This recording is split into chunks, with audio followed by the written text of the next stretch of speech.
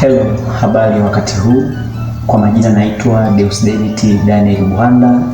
Ni daktari na ni mganga mfawidhi wa El Shaddai Dispensary iliyoko mtaa wa Mtakuja, kata ya Malolo, Tabora mjini.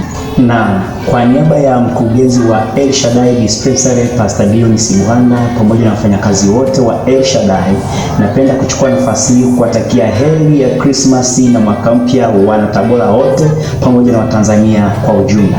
Aidha, napenda kutoa shukrani zangu za dhati kwa wale wote ambao walituamini ndani ya mwaka huu 2025 na hata kufika kwenye kituo chetu kizuri kupata huduma za matibabu na hata ushauri wa kiafya. Mungu awabariki sana.